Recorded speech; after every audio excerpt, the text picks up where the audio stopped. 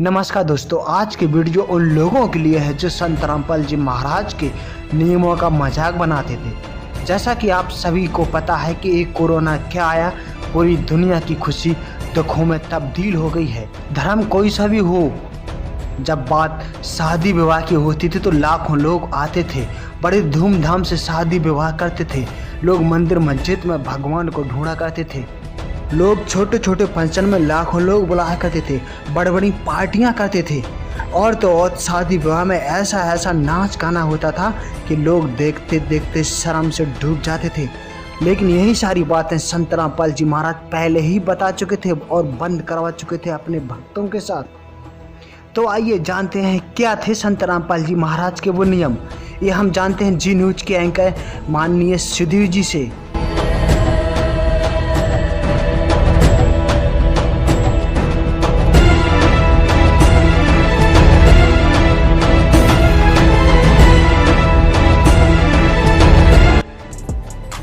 इस महामारी से पहले शादी विवाह को लेकर लोग सोचते थे कि ये जितनी भव्य होगी समाज में उतना ही नाम होगा। हजारों लोगों को न्योता दिया जाता था।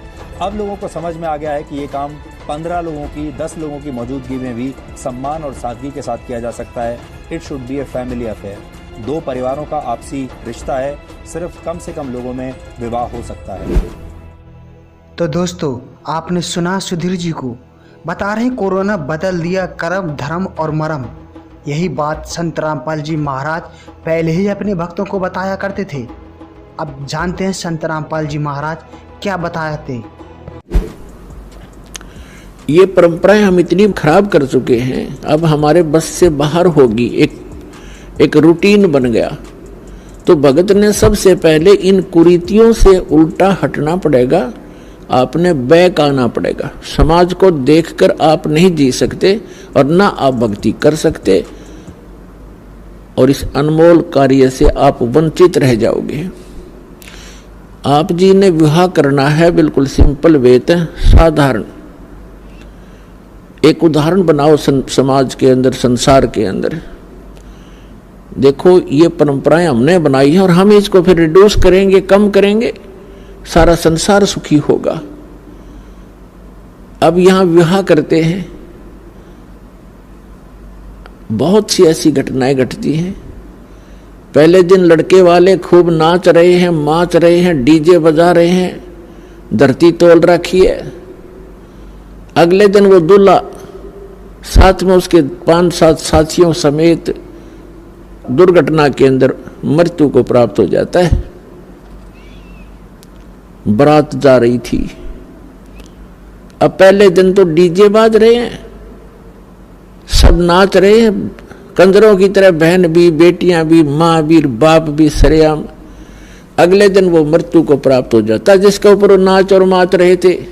अब टक्कर मार कर हो रहे हैं। अब चाट ले उस डीजे ने, सिर पर धर ले उस दहेज ने। तो पुण्यात्माओं, ज्ञान बिना दुखी हो रहे हम, और ज्ञान परमात्मा बिना हमें कोई नहीं दे सकता, क्योंकि हम गलत लोक में रह रहे। ये लोक बहुत गंदा है, यहाँ कोई भी दूसरे को सुखी देखकर प्रसन्न नहीं, और ये काल की प्रेरणा से है। जब हम भगवान की शरण में आएंगे, हमें सद्बुद्धि मिलेगी और तब हम भगवान से डरेंगे। जैसे हम हिंदू समाज में उत्पन्न हुए और जिन भगवानों की हम पूजा करते हैं, श्री ब्रह्मा, श्री विष्णु, श्री शिव जी को हम, श्री विष्णु और शिव जी की तो हम पूजा करते ही थे। ब्रह्मा जी को वैसे नकलियों ने रिजेक्ट कर रखा था उनकी अपनी सोच से। फिर भी जब आप सृष्टि रचना पढ़ते हो, परमात्मा कबीर जी की बताई हुई जो दास ने आपको वर्णन करके सुनाई है, उसके अंदर आप देखते हो कि जब दुर्गा जी ने अपने तीनों पुत्रों का विवाह किया, उस समय ना कोई बराती था, ना कोई बाती था, और ना कोई वहां पर लाडू जलेबी बकवाद कर रखी थी। सिंपल वे से कह दिया, बेटा या तेरी पत्नी, इसका नाम, ब्रह्मा जी को कहा कि ये तेरी पत्नी, इसका नाम सावित्री है, आप जाइए अपना घर बसाइए। विष्णु जी से कहा कि ये तेरी पत्नी, इसका नाम लक्ष्मी है, जाओ बेटा अपना घर बसाओ। और तीसरे से कहा कि इसका नाम उमा है, और जाओ शंकर बेटा अपना घर बसाओ। उससे हम इतना सारा संसार उन्हीं से उत्पन्न हुआ। तो पुण्यात्माओं, ये बाद में तो शिव जी की बरात और भूत और प्रेत ये कोरी बकवास दिखाई जाती है। तो हमने अपनी बेटी को पराई करना है, वचन से होता है। और भगवान का जो नाम मंत्र आपको मिल जाएगा बेटी को या बेटे को, उस जैसा दहेज इस धरती पर नहीं है। परमात्मा की पावर का कनेक्शन मिल जाएगा, सदा सुखी रहेगा, भगवान उसके साथ रहेगा। तो अपने इस बात का डर बना रहना चाहिए कि आज हम किसी से दहेज लेते हैं तो ये हमारे ऊपर कर्ज बन गया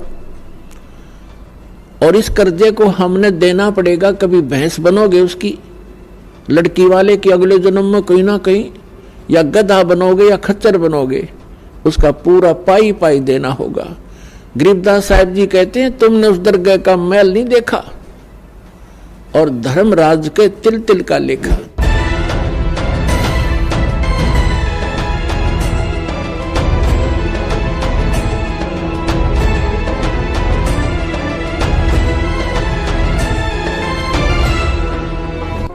और आपने शायद कभी ये सोचा भी नहीं होगा कि एक वायरस जन्मदिन मनाने के तरीके भी बदल देगा। सबको लगता था कि जन्मदिन अगर नहीं मनाया तो बच्चों की उम्र नहीं बढ़ेगी, बच्चे अपने अगले वर्ष में नहीं कदम रख पाएंगे।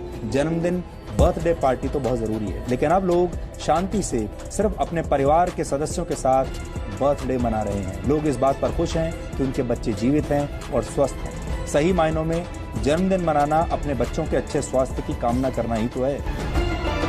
संत रामपाल जी महाराज का एक एक नियम सत्य होते हुए नजर आ रहा है। परमात्मा कहते हैं, जा दिन सतगुरु भेटियो वो दिन लेखे जान, बाकी समय गंवा दिया बिना गुरु के नाम। परमात्मा बताते हैं कि जिस दिन आप जी को पूर्ण संत से उपदेश प्राप्त हुआ, आपका वो जन्मदिन है, वो आपका हैप्पी बर्थडे है। बाकी जो हम पहले लोक वेद के आधार से बर्थडे मनाया करते थे, वो हमने अब नहीं मनाना।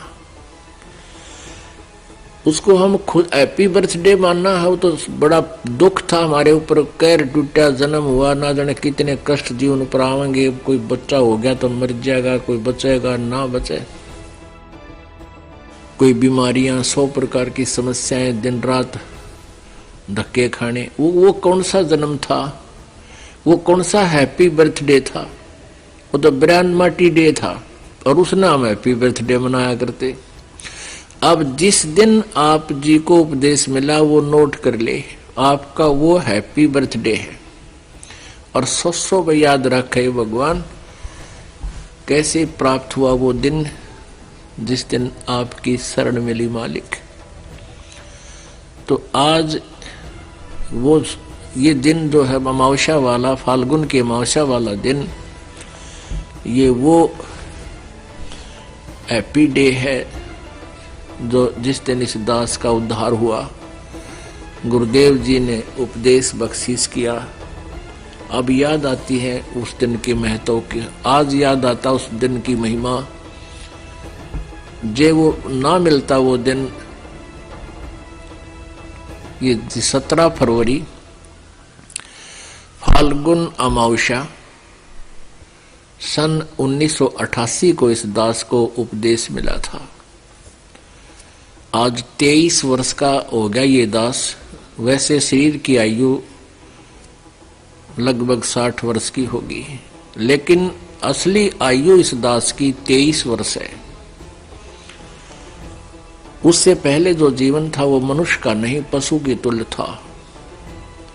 पशु भी वही कर्म करते थे, ये दास भी वही कर्म करता था। और जिस दिन से गुरु मिले हैं, उपदेश मिला है, उस दिन से हमारा जन्म है। संत रामपाल जी महाराज के नियम शास्त्र विधि को त्याग कर मनमाना आचरण नहीं करना, मंदिर मस्जिद में पूजा नहीं करनी। दुनिया में लाखों मंदिर हैं, छोटे मंदिर, बड़े मंदिर, गरीब मंदिर, और आमेर मंदिर। प्रश्न, मंदिर क्या है?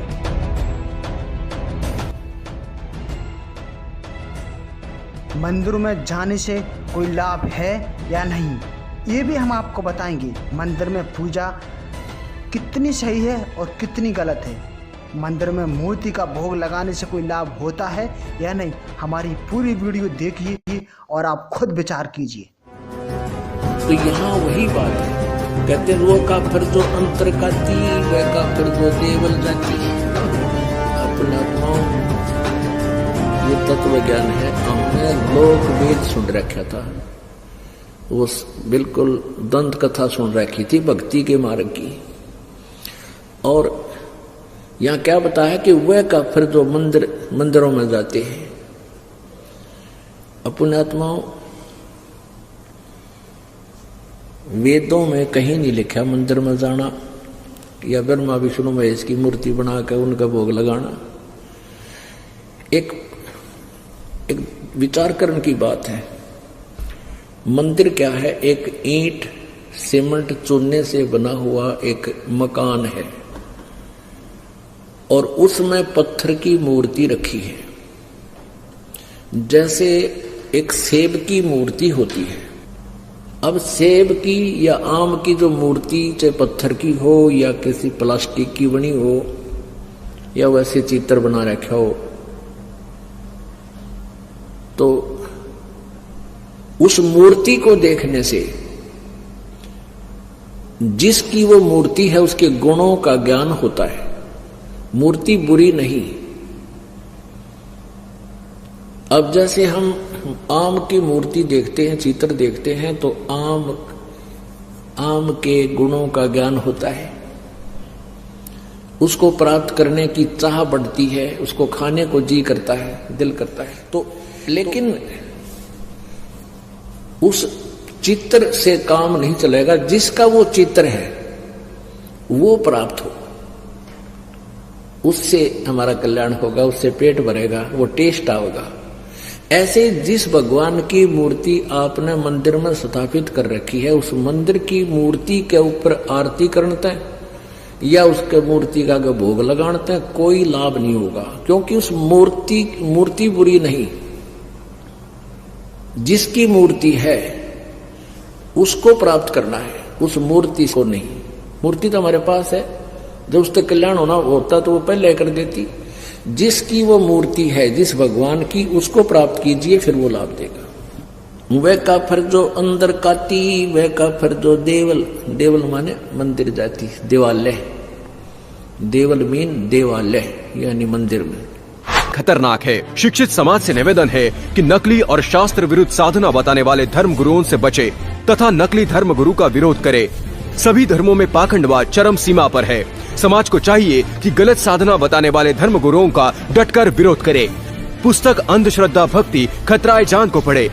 हमारे इस वेबसाइट पर जाकर इस पुस्तक को निःशुल्क पाए, या फिर आपका पूरा नाम, पता और फोन नंबर इन नंबरों पर SMS करें। अवश्य देखिए जगतगुरु तत्वदर्शी संत रामपाल जी महाराज के मंगलमय प्रवचन हर रोज इन चैनलों पर।